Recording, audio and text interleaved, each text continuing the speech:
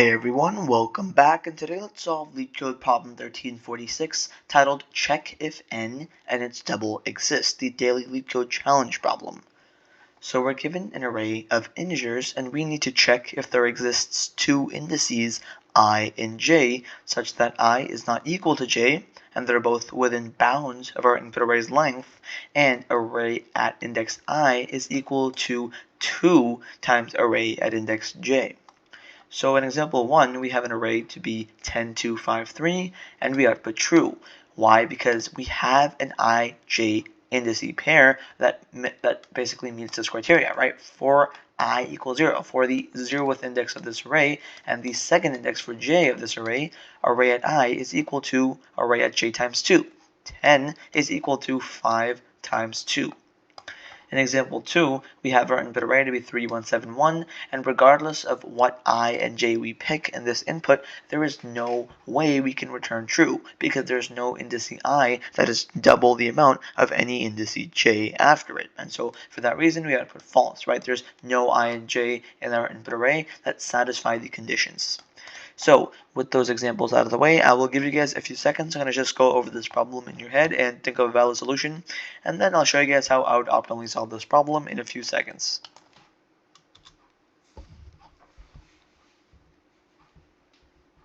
Okay, so it's a pretty straightforward algorithm here. I'm actually pretty glad to see an easy problem as the daily Leetcode challenge problem after a few days of hards and really difficult questions. And so we're going to have a really simple approach for this problem. So for a quick high-level rundown of how this algorithm actually works, we're simply going to traverse our array, and we're going to dynamically check if the double or half of the current value that we're iterating over, basically that number, if it already exists in our data structure that we're going to maintain as a set that we dynamically add values to into that set, or into that data structure, right? And we're going to use that set to store the elements again that we've seen so far for each iteration for quicker lookups, right? Because sets and hash maps have big O of 1 or constant time lookups.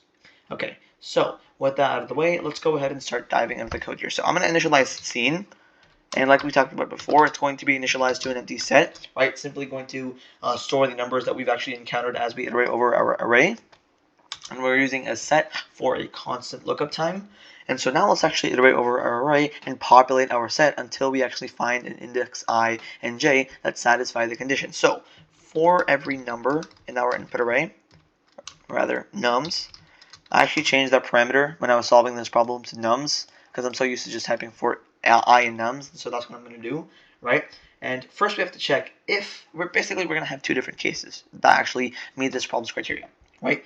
We have to check if 2 times the number exists or the number divided by 2 exists, right, in our set. And so the way we can do this is, in Python, it's simply going to be really just a long conditional if statement here.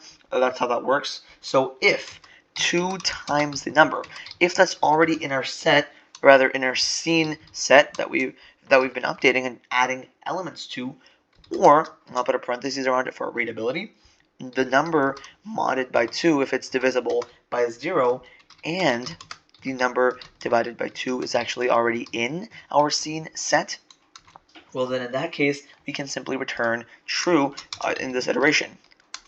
We don't need to keep going. We already found an index I and j that meets this criteria, right? So a quick recap of what this lengthy conditional checks. We're simply checking for two different conditions, right? The first condition is 2 times the number in our set, right? If the double of the current number actually exists in this set that we've seen so far, we can already return true. The other conditional that we have to check is if the number is even, so if it's modded, if it has a remainder of 0 when it's divided by 2, and the actual remainder, or num divided by 2, half of the number, if it already exists in our scene set, we can also immediately return true because we've already fit the problem criteria. We don't need to keep going. We can terminate the loop and simply return true, right? And while we're doing that, we simply have to just add to our set. So scene dot add the actual number, right? So if the current number in this iteration, if it doesn't actually satisfy the above condition, we can simply add it to the scene to build off of that value for future iterations to find any indices I, j based off of the value that we've just added. But if we don't return true for any index I in this for loop here, then we can return false outside of this for loop. right? So essentially, what we're saying is if the loop finishes without actually finding any pair I comma j that actually satisfies this condition outside of the loop, once we're done processing all of the elements and potentially adding them to our set, we can then return false, right? That means that there is actually no number, or it's half that actually exists in the array. There's no number and it's double, or it's half that are in the array, and so we can return false. So unless I made any syntax errors here, this should be accepted and this should be a valid solution. So let's go ahead and see if it works. And as you can see, it is just about as efficient as you can get. So for a quick recap of how this code actually works, we're simply just iterating over our array after we initialize our scene set data structure, right? And we're going to use this set to actually track previously encountered numbers that we add to our set. And for every number that we actually iterate over, we're simply checking if it's double or if it's half, if it's divisible by 2, actually exists in the set. And if it does, if either of these conditions are true, we can return true. Right, that means that there actually is a pair I comma j with values with either a double or a half that actually exist meeting the problem's criteria.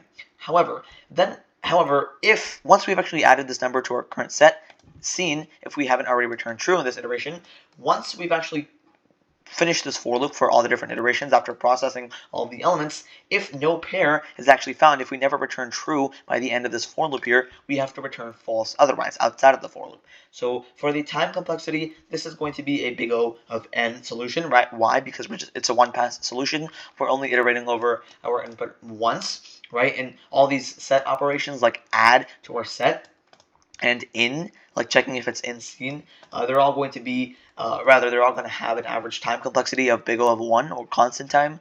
So this is going to have a simplified time complexity of big O of n, and the space complexity is also going to be big O of n because of this scene set, right? Because worst case, we can add all the numbers in our set. That's going to be a big O of n space usage, and so this is going to be a linear time solution, both runtime complexity-wise and memory complexity-wise. So that's going to be the space and runtime complexities for you guys.